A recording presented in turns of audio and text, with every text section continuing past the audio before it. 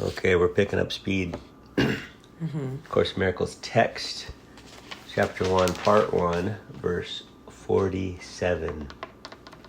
The miracle is a learning device that lessens the need for time. It establishes an out-of-pattern time interval, not under the usual laws of time, and in this sense, it is timeless. It says in another place that forgiving saves you thousands of years of this normal pace of reincarnations,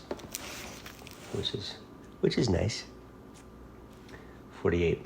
The miracle is the only device at your immediate disposal for controlling time. Only revelation transcends it, having nothing to do with time at all.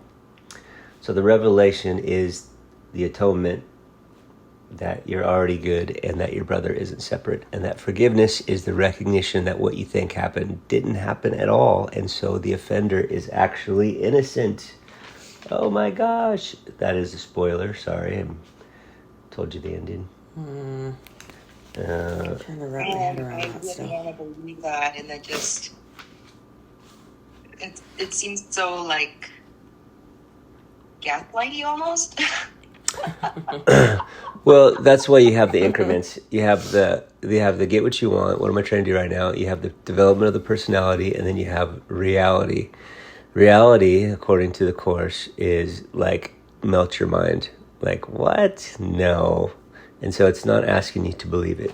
It's and you know, the very beginning of it says this is not a course on love. That's we're not able to teach on that or describe it. This is just a course on helping you remove your boundaries to love. And so the boundaries to love, you know what they are because they hurt. And if you can just remove one of them, for example, of all this infinite ones that we have that have created the universe as we know it, then it feels better and things work better. Well, what does not feel good though? Because to be able to just say that, oh, it didn't happen that the last time I tried to enforce my boundary with my ex, in my right to not get yelled at in my face, yeah, and to not get physically forced to fall back on my bar stool, and all the stuff, all the stress that eventually caused my body to reject water and food, and have to go to the ER and get surgery. Yeah. So those are obviously unfavorable experiences, right? Obviously. And I'm at a place now where I can be like, okay, well, those were lessons and they had to happen. It still doesn't mean that I have to like have this person in my life. It just like the purse. Like because I forgive you for taking my purse doesn't mean I don't get my purse back. Yes. So there's a difference between putting your body, whether it's an expression or reality, in front of harm over and over again, versus you carrying the offense in your mind and harming yourself in your mind of the story of it over and over again. Because I could say to somebody, this doesn't work for me, goodbye. And then that's it, right? I never, as best I can, I never see them or engage with them ever again. And that's, right. There's nothing good or bad about that, right? That serves me or it doesn't serve me, but either way, it's fine. But then there's also, so what this is saying, it's not talking about that. It's like, hey, do the best you can to have the best life you want, right? There's the first step. Try to get what you want. Might as well. Try to have a good life. Try to have good people. Try to not be around people that you don't want to be around. That's all fine. But the second step in is the development of the personality, which is Like how do I engage in the seemingly loving way of life? How do I have a better experience of life? And how does my personality see things as a spirit would see it, versus seeing things as other, more proof that there's separation and danger and fear. So that's secondary. So that means that your ex did something offensive and damaging. Okay, great. But then stressing out about it and fretting about it and tormenting yourself about how could this happen and how could they do that, you are recreating the offense in your mind and then suffering over and over again in your mind. So then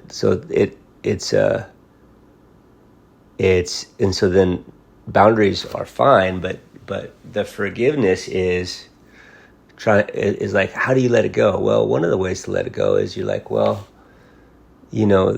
everybody's doing the best they can, and that person, if that's true, then that person is really in a sick place. If that's the best they can to be happy, wow, they must be in a really sick place, and they're really sick in the head. Yeah. They must have a sick upbringing, sick training, sick chemistry. Their mind chemistry is off. Maybe I don't know. You can even go bigger, right? Like, man, maybe their karmic debt was great, and they chose this thing that puts them in this horrible place where everything's an enemy and everything is in front of you to control, even or maybe even preferably physically, forcefully control. It's like, wow, what a dark place to live. I'm not going to put myself in front of it ever again. And it's like, wow, what a dark place to live. I feel for them. God bless them on their way. God bless them, and I'm never going to see them again. So it still happened, right? But then there's like a shift in your context about it that releases them a little bit in you. You didn't say it was okay. You didn't say what you did was good. You said, wow, understanding. And so I guess the way that I would put it is, try to add understanding. And if you can understand a little bit, it adds a little compassion. And if you can have a little compassion, it gives to the place where you can forgive, you can let it go. And if you can let it go, then you can love. But you have to do it in that order. Understanding, compassion, forgiveness, love. You can't just jump to love. That doesn't work. Right, because that's part of why I'm trying to, that's the whole purpose of studying things like astrology or the Hermetics and even the Course of Miracles, right? We're trying to understand first. Yeah, you can. And in the end, we're like, it's part of the game and part of the illusion that there's only love and fear, and in the end, fear is not real. And so understanding is kind of our game. It's a human game. It's a fun game. It's my favorite game, actually. I feel like if it's easier to try to put yourself in a position with a friend rather than a ex, to overcome some of those. You can see it easier in others. Yeah. Right, go ahead. Like some of the friends that I haven't seen for a while, I tell my mom says, don't ever cut off the relationship. You never know what that's going to stir in them, or, you know what I mean? It can make everything worse, but also maybe see if they grow and have reunions with them, every 6 months or every year. And so I do, I never say officially, we're not friends anymore. I used to. You're fired. In my 20s, because yeah. It's like, hello, I'm calling just to let you know we will never be friends again. We'll never talk Goodbye. to you again. Yeah. We're done. You are dead to me. You're dead to me. Exactly. Yeah. That's certainly a little extra drama in the mix. But I think oh my gosh, such a bad. I don't know. Every 6 months I try to reconnect with certain people, and I'll see if I've changed, like you said, change my heart, be more forgiving, or I'll see if they've changed. And I feel like if we can practice that with some of the people in our lives that are more friends as opposed to some of the people who actually physically hurt us, maybe we can develop that muscle and and then utilize those skills on those other people. So cool. Yeah, Bernardo Castro. That's his deal. He's the one that basically, I was talking about that analogy that we're just engaging in the dashboard, where we were born inside of a Tesla, and the Tesla's windshield and side windows are all blacked out and we don't see outside, but the Tesla screen is very advanced, and we're looking at the screen and it gives us all the representation of outside and people, and how it even shows you people walking by and all kinds of stuff, and it shows you like the ghosts that are there that are walking by. Have you seen that before? Yes. That's creepy. And you're like, I see it all. And have you seen that too? There's like a person on the screen, but there's nobody in front of the car. Yeah, on the Tesla. The Tesla's picking it up. Yeah, they'll like the Tesla screens. It'll like so animate creepy. Like a person walking by. Yeah. And you're like, it's not there. I haven't seen it on the screen, but he's not there. Anyway, so you're born there, though, and you've never seen outside. And so you just think, oh, the screen is outside. Mm-hmm. This is life. And so, like, he says that is synonymous with what we're doing, right? We're actually engaging in the dashboard. And so we're doing the best we can to make sense of reality, but it's inaccessible because the dashboard that represents reality, so I see the cup, and that's kind of what the Course is talking about. Like, I see the cup, but the cup is not really reality. The cup is what I've made it up to be. It's what my mind has put an icon on, a picture, just like the dashboard on your, on your Tesla monitor or your virtual reality goggles that we're wearing. Like, your mind's going to make it look as close to what the reality is, but it's still a representation of it. We're not looking at the real thing. And so what is the mind then? Well, it's just like these ideas and concepts and rules and judgments. It's all judgments, like what we think is real. And that's fine. It's very complex, right? We have a very complex way of engaging with each other. But the problem is it's not the reality. In fact, it goes through our filter.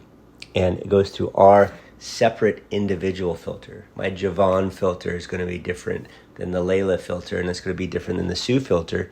And since it's not reality we're seeing the representation of life through our filter, just like that light shining through our eyeballs and projecting in front of us, and the image is changing by the different film that we feed into the camera. It's same light, but different film. We're seeing different things, and we're like sitting there. We're sitting there in the same movie theater, and we all have this slightly different film that's using the same light, but we're watching different movies often, even though we're sitting right next to each other. Yeah, me and my husband watch different movies all the time. Yeah, so you and your husband, and especially, it's especially confusing when you're really, really close to somebody, because you're like, obviously we see the same thing. But my kids see the same movie as me. And the Ring camera in the kitchen now sees the same movie as me. So then what do you do? Well, you can fight it. It's not a problem. But fighting it doesn't feel good. And then so you can do that as long as you want. You can do that for lifetimes. In fact, we have been doing it for lifetimes. Mm-hmm. Who knows? Maybe we've had 1 million of these lives. And maybe that's the game. Maybe we love it. Maybe we wake up every time we're done with this incarnation and we're like, whoa, that was crazy. Oh my gosh, let's do it again. And then jump back in. You're like, let's do it a little more challenging. So messed up. I actually listened to that thing yesterday. It's 2 hours long. Oh, you did? Which one? The CEO, Diary of a CEO, with the guy he interviewed, Sue. Oh, yeah. He says the same thing that the Bernardo guy says too. Oh, really? He's a scientist. Yeah, he uses Grand Theft Auto a lot. Yeah. Oh, yeah. That's the analogy, yeah. I didn't get very far on that one. I just got to the beginning. I got busy. I was listening because I had clients all day that just sleep, so I was listening while I was doing their lashes. Nice. Yeah. So once again, the course is like, this is not a course on reality. This is a course on just your boundaries. And so life gets a little bit better when I start to, it's just like that analogy of gripping things that are good or bad with a closed fist. You strangle it, and then it makes things harder. But if I can hold everything with an open hand, and things come and things go, and I don't make it a big deal, it's like, wow, it's not a big deal. Well, how can it not be a big deal? Well, if something's a big deal, then I just need to expand my context, my view a little bit. Because what was a really big deal for you when you were 13 years old, or 15 or 18 or 21, and you look back when you're 40 or 50 or 60, I can almost guarantee that none of those are a big deal, or maybe not as a big deal. Even when it comes to death, at a certain point, even dying is not a big deal. Well, how can that not be a big deal? Well, you got to have a bigger context, you know? That's where all this philosophy and religion comes in, is people keep on trying to have a bigger context to fit it all in. And so we're like, well, it's not that big a deal. And if it's a big deal to you, it becomes a big deal. And often that feels bad. And if you make it not a big deal, and you still try to get what you want, and you still try to love the best you can, well, life feels better that way. It just feels better. Like, why not do the path of devotion, where I just do the best I possibly can, so that I can just love people the best I can, and give as much as I can, and bless as much as I can. It's just one of the paths that you can do. There's lots of paths, but that's the easiest as far as personal development that leads to enlightenment, so to speak. Yeah, it is interesting, the difference between, because that's one of the things that the interview that I said yesterday, the Hoffman guy and the Bernardo guy are both saying as well, is that evolutionarily our senses are not designed to see reality as it is. Mm-hmm. It is, we evolved, and our senses are evolved to adapt to help us to survive long enough to procreate. Yeah. And so, in a way, so it is a goal-oriented thing. Like, life in this third dimension is goal-oriented. And seeing true reality. Yeah. No, I was gonna say something about that, because they were talking about how, like, if there was a robot who, like, he was like, you see this cup on the table, and then I see this cup on the table, but why do we both see the cup or something? And then he was talking about, if you taste mint and I taste mint, does mint taste the same to you as me? And if we were, because he's a scientist, to develop an algorithm where we designed a robot that could feel, touch, taste, see all the things, the algorithm would be this chemical plus this equals mint, and then when we put the mint in the robot's mouth, it would, taste this. But and now you're like, now we're locked in. Yeah. But he was like, now we know. But he was like saying something like, we know what we know because our parents told us that that's what this is. Like, that defines whatever that is or whatever. But he was saying, like, if you didn't have your sight or feeling or hearing, you would just be in a black space. You wouldn't know what any of your surroundings are, because you couldn't feel the chair, because you had no sense of feeling. And he's like, and then where do you go from there, right? So I guess there is no reality at that point. Well, we would always make the reality. Well, there is reality, but we just wouldn't have any window into it, or we wouldn't have an interface to experience it.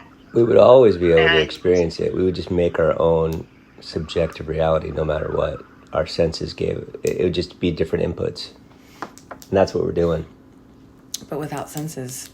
Well, we're doing it with limited senses. So imagine if you have taste and touch, like you're saying, you have taste and touch and smell, but you don't have sight or hearing.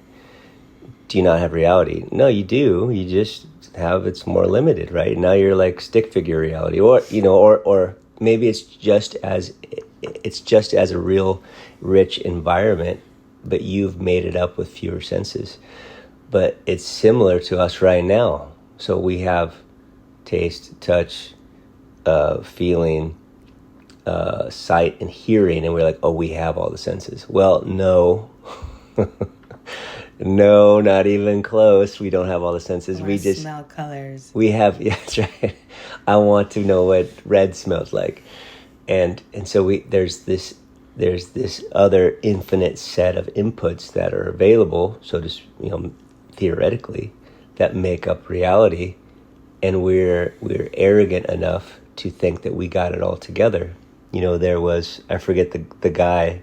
I was just listening to Bernardo Kastrup, and it was right before Einstein came in and just knocked Newtonian physics upside down, right, and basically proved much of science wrong up to that point, like Newtonian physics, Right. like knocked it upside down. And the leading physicist at the time that was like didn't even know modern physics at all. He's like, we figured it all out. The only thing left to do is to refine our measurements. It's funny. Like that's it. That's the only thing left to do. And then This guy's a scientist, and he says, he's a scientist, and he says because there's an infinite amount of scientific equations for this, the percentage is 0 to figuring it out.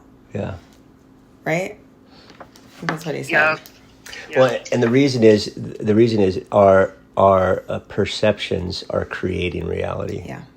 And if that's the case, then how many perceptions could there be? Well, Infinite. Every single one of our individual perceptions could be an infinite. And then there's 8 billion of us, or I don't know, on the planet. And then how many more are there? And how many There's more coming. more coming? And how many more are on the planet that we don't even know about? What about the subsurface races that have been around for 10 million years that only come up every once in a while? What about them? We didn't even talk about those guys. Yeah. Atlantis? No, I'm just kidding. Atlantis. What about the Atlanteans? The Pleiadians hanging out in our orbit. I know. He was talking about time travel yesterday, and it's funny because I had just listened to the part of Gary Renard talking about time travel with Persa and Arden, where they like took him to another Nice. place. Oh my gosh, I'm so jealous. I know. And I was like, can we do that one day? Seriously. Sue, you can have that class. I'll come to the time travel class. Yeah, I want to do that. That's what Hoffman is working on. I know. Excellent. Technology to full space time. That's what I want. Because he's like, well, we can't technically get to the next universe, Andromeda, right? Because it's like thousands and thousands and thousands of years away. But he said we could possibly time travel. We could, or full time. I don't know. All this. All right, full time space. All right, ready? 48? Yes, sorry. You go get? off Did topic. you? Are you good, Sue? Do you have something? No, that's good. Oh yeah, good. Okay. Are we at 48? The miracle is the only device. Yeah. The miracle that's what we is the just only device at your immediate disposal for controlling time. Oh, there we are again. Only revelation transcends it, having nothing to do with time at all. Revelation. There we go. And the reason is it steps out of this perception game, meaning we're already there. That's what the miracle is pointing to, and that's what atonement is. We're already there. And what I'm seeing is just a representation of reality. It's not reality. So the offense is a part of my judgment schema, right? The schema of this complex web of things that interact together to make this appearance. Yeah. And I could loosen it up a little bit and have a different one. But it's me that it's coming from, not the offender. In fact, could it be there is no offender, which is, we already went through a bunch of times. That's what I'm trying to figure out. 49, the miracle makes no distinction among degrees of misperception. It is a device for perception correction. The effective quite apart from either the degree or the direction of the error. This is true indiscriminateness. It's a great long indiscriminateness. Basically, if I when I judge my brother, I am saying they're worse than me, usually. It's like, well, I might not be perfect, but they are a giant asshole. And so I'm saying that I'm not perfect, but they're worse. And so that's how I see my husband. Jared. It sucks because I know he's just my mirror. Right? And so that's the thing is, okay, well, so annoying. If I have offense in the other, it doesn't mean you see something and you see someone hurting yourself. It means that thing that I'm offended at lives in me. And the reason the Course says that's true is you can't see it outside of you unless you're projecting it through you, because our whole world is a projection of reality. We're seeing the hologram of it. We're seeing the image in front of us. It's just representing reality. In order to see it, it has to come through my eyeballs, kind of thing. I think it reminds me of I don't know if you've seen this show. It's called Love on the Spectrum. Oh, I haven't seen it, but I saw the previews. So funny. They're just adorable, these people. And like you look at them and you're like, they don't have any perception of like, you know, the angry things that we have, or like, I don't know, like they're not playing as complex a game. They're more they're so happy. And it's really cool because they don't know. I don't know, maybe they know a little bit of jealousy, or, you know. It's not as complex. Yeah, it's just, they're so freaking happy. Like, this is like a kid. You know? Yeah. It's like my Charlie Martin. It's like he's super, super, super happy, and then he's like super not happy. Like, he's crying, and then I'm like, bro, you want a popsicle? Yes. Oh my God, I love you, Daddy. So you have to meet Charlie. He's you know, so funny. And then it's like, all right, can I have 2 popsicles? No, I hate you. I'm like, all right, crazy, go to bed. I love him. Yeah. Charlie. Like you're not allowed to say I hate you. Well, he walks away. Okay, so manic cute. depressive. Oh, speaking of, in that thing yesterday, they were talking about schizophrenic. Remember how the guy was like a door dasher and he like left the food at the guy's place? Oh, yeah. He took a picture, and then the guy was like, "You didn't leave the food, dude." And so he like he brought it up, you know, with the corporate or whatever, and then the guy was like, "No, I did," and he swears he did. And then he showed up to his house and the food was at his back door. But in his mind, I guess, I didn't quite understand that, Sue, but in his mind, he went there. He had a different experience. Yeah. That's wild. Well, and that's the same with multi-personality disorder, which is like a real thing. And we think, wow, that's so crazy that someone could have multiple personalities. But in a way, isn't that what we're all doing? If there's only one consciousness, there is a disassociative necessity for reality, because I'm disassociating from the one consciousness to have a separate Javon consciousness. And then there's a separate Layla consciousness, and there's a separate Sue consciousness. But if we only have one, there's only one light shining through all of our different films to make all the different images, well, then it would make sense that you can have a different personality. Well, what if that consciousness is split in two in one expression? You know, like, well, why not? Yeah. Isn't it the same thing? Well, no, that's unacceptable. So crazy. From my experience. Yeah, it makes sense why people have multiple personalities if they had like a traumatic experience. Have you seen that? We all... Go ahead. No, go.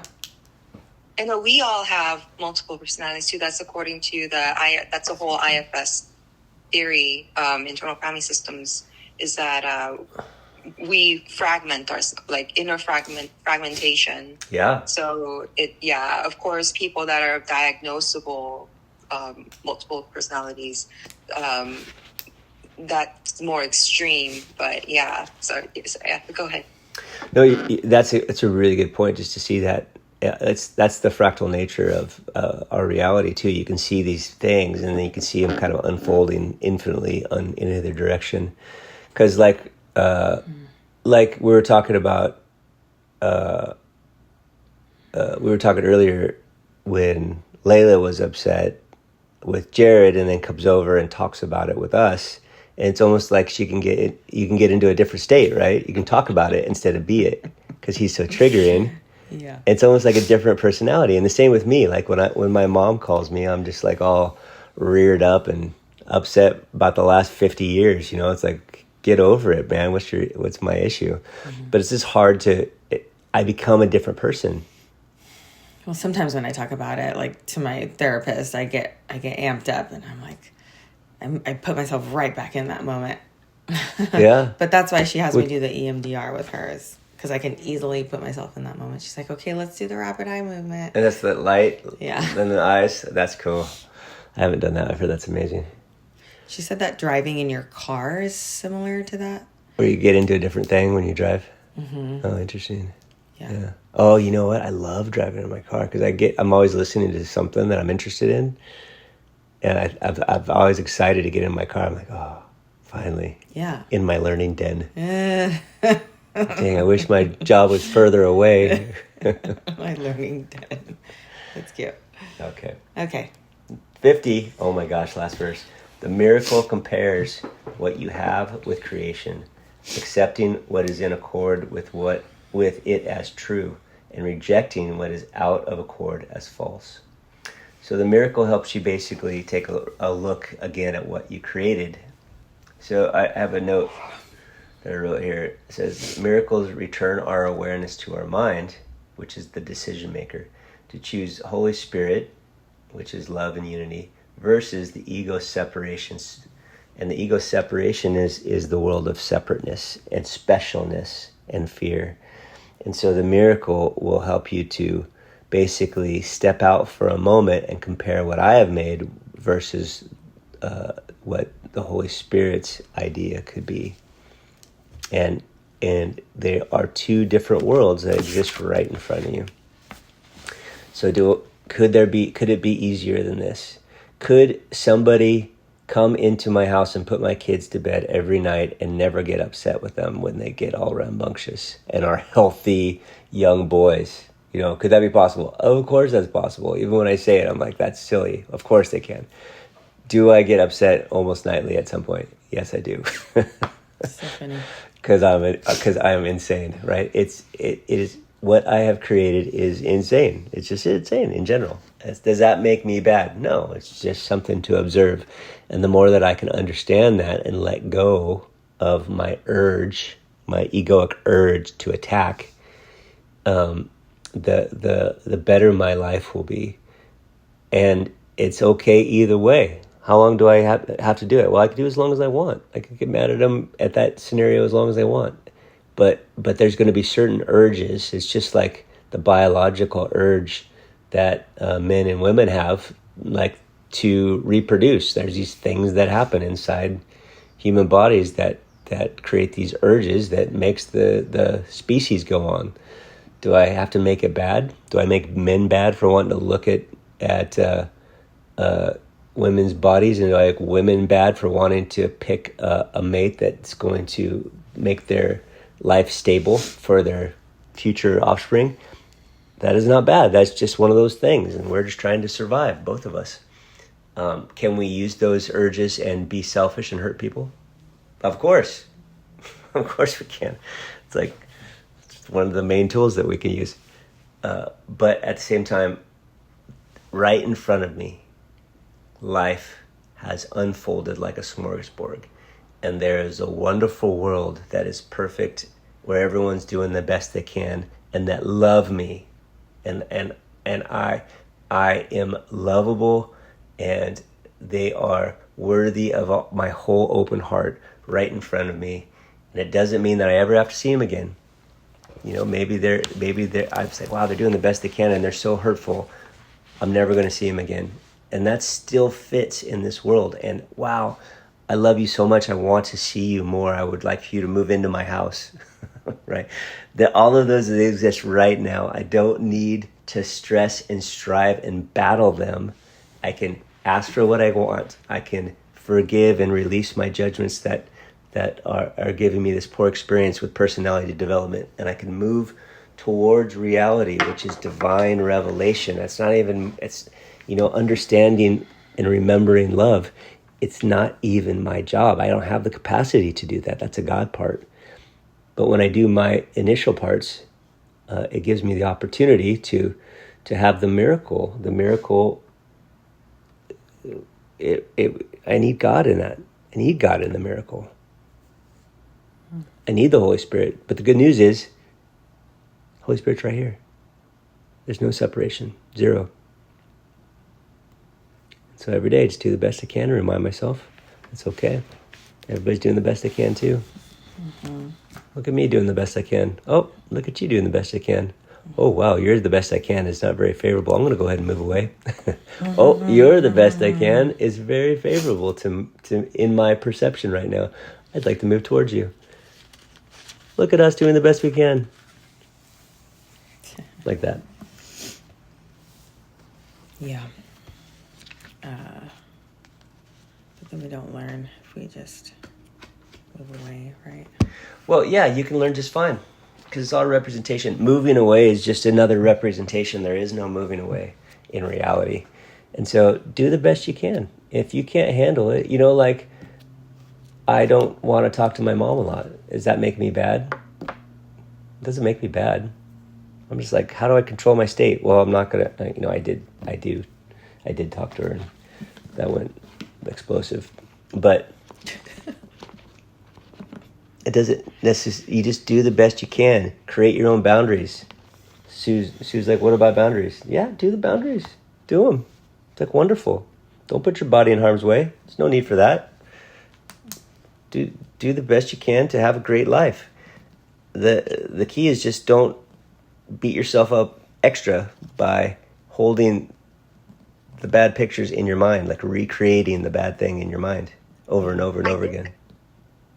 I think maybe for me, the part of the suffering comes from being confused about what exactly it is that I'm going for. Yeah. In a way. Like, that's a hard question. What do you want? Right? Because a part of me believes that, like, the goal is to find out the ultimate truth, to, like, learn the ultimate truth and learn what is right, right? Then, because of my early conditioning of, like, saying something right is the only way to be safe. And so, like, if I could be right, if I could know enough, if I could...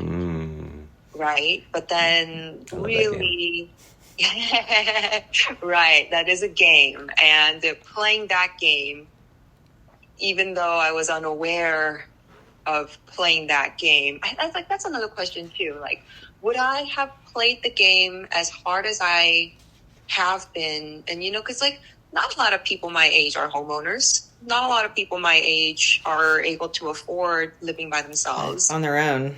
Yeah, in a nice place. And like there's not a lot of, although I mean, I guess statistically they say that single women are more likely to have a home than single men are. But that's a whole nother tangent again.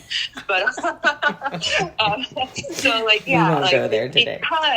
because I thought there was a quote unquote right like way of being and enough knowledge that I can gather and play the game in the right way, and then I'll be happy. And because of that drive, I got to where I am. But really, like I'm realizing now is like what I was really going for, what I am really going for, and what any of us are really going for is just to feel better, right? Yeah. To feel like we are lovable, that we are worthy, that we are That's such a wonderful thing to remember. And you don't have to learn that. You have to remember it. And the difference linguistically is important because it points one way or the other. To learn that means that's not you. You're not lovable. You got to get there. To remember it is, I am lovable. I'm already there. And that's the atonement. You're already there. You already are lovable and you are love. And all this stuff that isn't love is all this stuff that we have put up as a boundary to love. And so, wow, I am love. And you know what you're saying, I totally agree with you. And that is exactly why I am so like judgmental and I guess so angry with the way Christianity is right now. Fucking Christians. Yeah, and I know that's why. It's funny. The course that I'm taking for Bible study right now says they say the same thing.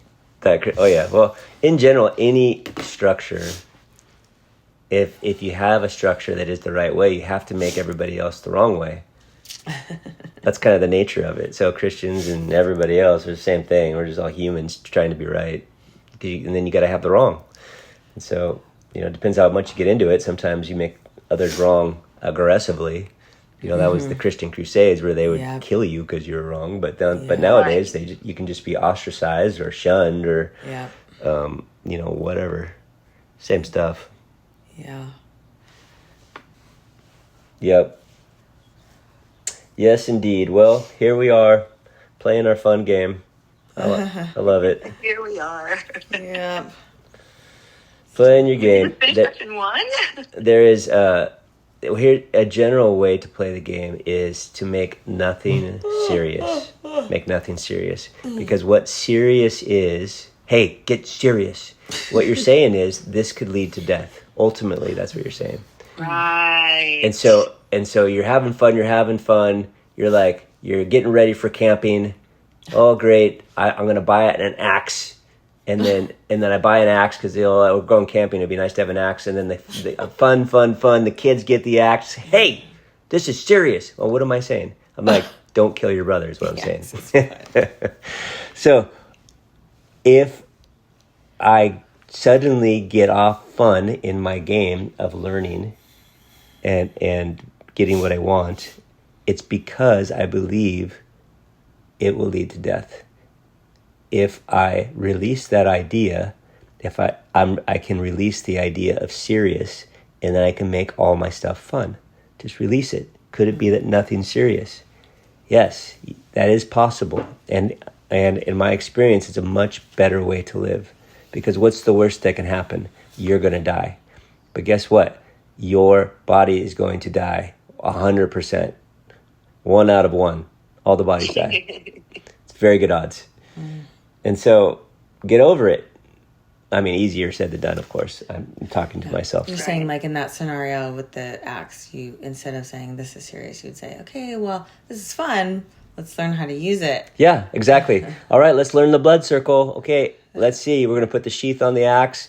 All right, turn around in a circle, 360 degrees with your arms out. Okay, everybody see that circle? You can't get in the circle. And we're going to say, blood circle clear. And then when they say that, you say clear. Oh yeah, and we can't swing the axe until you hear the clear, right? And so then it's like, makes it fun. Like, okay, well, I don't want my kids to die.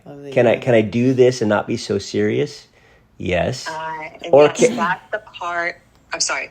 That's the part about the not disowning your power too. Like as the leader, as the parent, as the CEO, as the even cult leader, whatever. Like if you own that it's your responsibility because these people are under your care, and you give them the information that is needed, like because it's your responsibility to give that information and to keep them safe, like by owning that power.